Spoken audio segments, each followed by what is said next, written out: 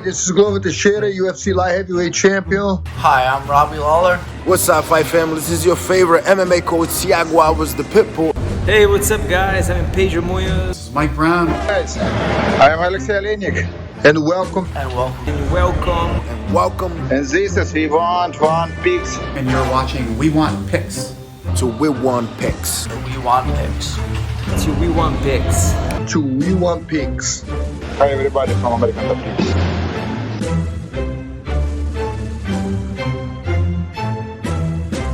Next up, at UFC 270, we have the main event of the evening. We have a heavyweight title unification bout between the two current heavyweight champions. We have interim champion in Ciryl Gane and the actual champion, Francis Ngannou. Francis Ngannou is 16-3 overall, 5-0 in his last five, coming off of that KO win over Stipe Miocic to win the belt. We have Ciryl Gane 10-0 in his career, obviously 5-0 in his last five, and he is coming off of the absolute destruction of Derek Lewis to win the interim title. And there's an interim title because of Francis's, I don't know, UFC didn't think he was busy enough and he didn't accept some fights they wanted him to, so they thought they'd spite him by doing an interim title with Ciryl Gane, and all they did was get us even more excited for this matchup. I know a lot of people think that this fight reads very similar to, just power versus technique, and that's it. But I do think there's more to that, more to this fight than that narrative. Francis Ngannou is the scariest guy in the division. He has all the power that Derek Lewis has, plus more in my opinion, but he also has the actual technique to set things up. But, not a ton more volume, but he does have more volume than Derek Lewis does as well. He only averages about 2.5 significant strikes per minute. And most people assume that if you take Francis down, you can ride him out and win from there. But he's only been taken down in 4 fights in the UFC. And in 3 of those, he won by stoppage, 2 knockouts and a submission. And the only other one that he didn't win was his first fight against Stipe. Everybody else that's taken him down, he absolutely puts away. So taking him down, holding him down is not a clear path to victory when you're fighting Francis Ngannou.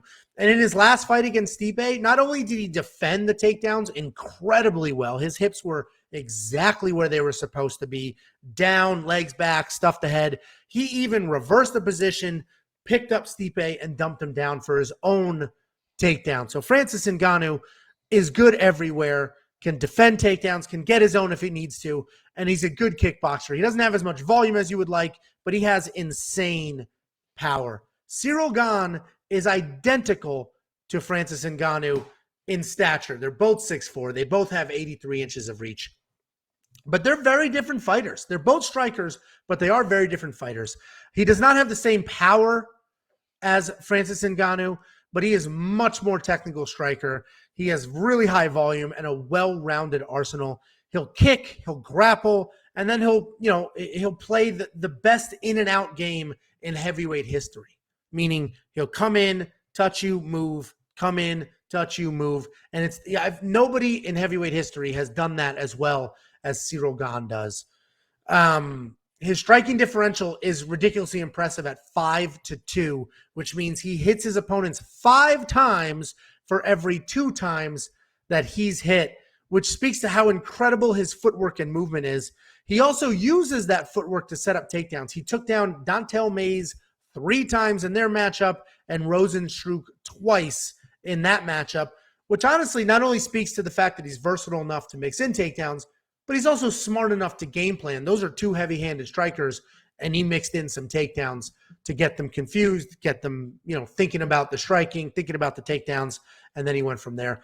This should be a really good fight, and even if it isn't fireworks, which there's always potential for that in some of these heavyweight matchups, I love the whole former training partner with bad blood dynamic and plot line. It feels exactly like Chuck Liddell versus Tito Ortiz back in the day. It's like the exact same plot line back in the day. The exact same thing. I love the absolute clash of styles, both strikers, but very different plot forward versus touch and go type striking. A lot of people are comparing this matchup to Ciryl Gane versus Derek Lewis all over again, but honestly, I don't think you're giving Francis Ngannou enough credit. Just saying he's basically Derek Lewis is ridiculous. He's much better than Derek Lewis literally everywhere. Just because he's doesn't have the same volume but does have big one-punch power does not make him the one-punch wonder that Derek Lewis is. He also has very good takedown defense, and he's an accomplished kickboxer. If you look at the training footage, which I have up here, what I take away from that is basically what we already know, right? We see Ciryl Gane coming in and out, touching and going, moving it up. But we just see Francis Ngannou just plodding forward and just doing those big shots. And it's light sparring. It's not a full-blown fight, but he's just coming forward, big, heavy uppercut, big overhand, and just working those shots. And what that tells me, and take this for what it's worth, what that tells me is Francis Ngannou does not care about Ciryl Gane's power. And just because that video is light sparring doesn't mean there haven't been hard sparring sessions that weren't taped. So my personal opinion is Francis Ngannou and Ciryl Gane have gone at it in the gym, as you would expect training partners to do.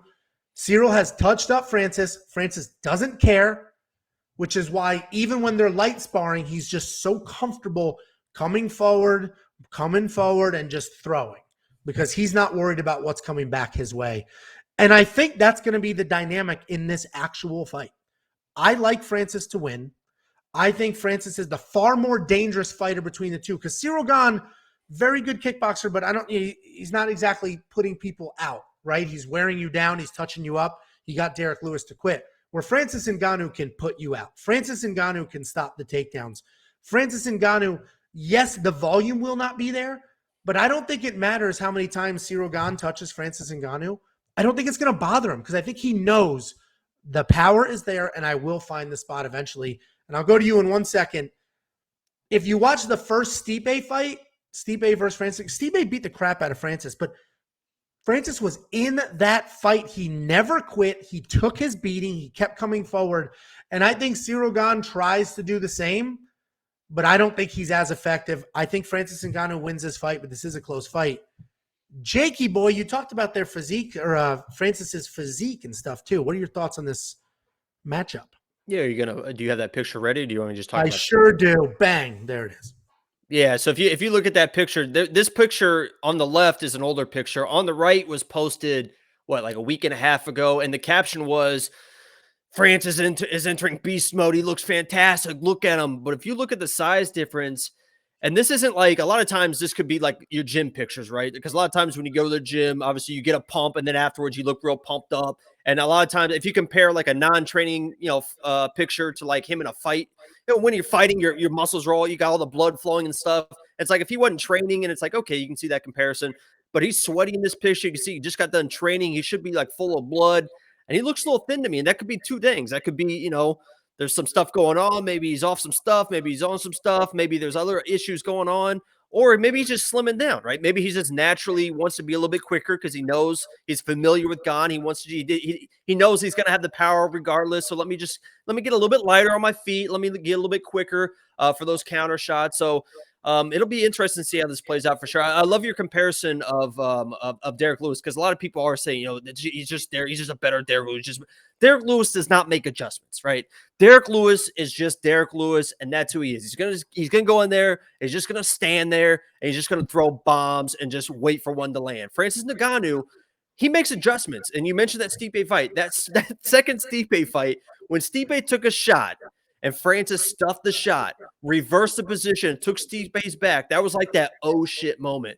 Especially for Stipe, but I think it was that oh shit moment for everyone, where it was like, oh my god, this guy is like legit, like not just the knockout guy. He makes adjustments, he knows what he's doing in there, and he's very skilled everywhere. He took his back and just started beating on him. You got to imagine Stipe was like, oh god, here we go, because he did not expect that, I'm sure. So I think those adjustments are going to be huge. Like you said, they train together, and those odds actually, the odds now are it's -115 for Gane and -105 for Francis. So Gane actually is a slight betting favorite now, which is interesting, with Francis being the champ and all. But which is crazy. So just for context, today is Tuesday, December 28th. I made these graphics on Monday, the 26th. So those odds moved quick.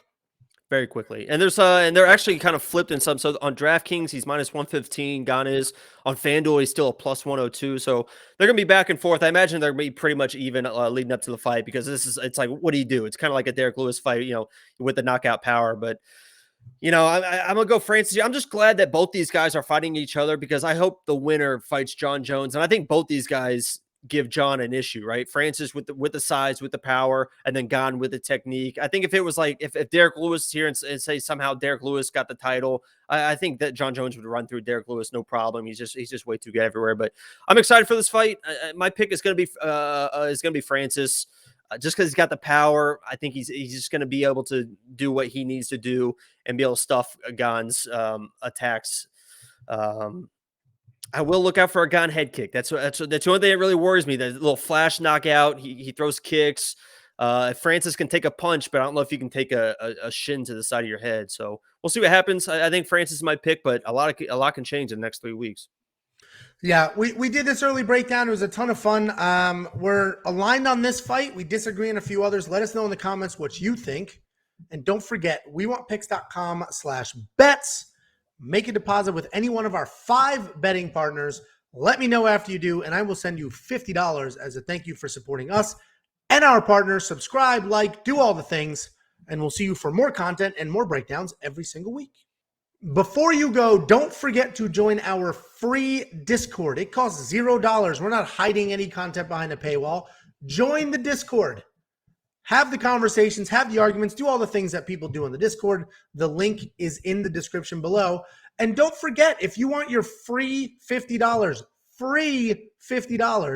go to wewantpicks.com/bets, make a deposit, let me know, and I'll send you that free $50. Cash App, PayPal, Venmo, however you want it. We'll see you guys soon.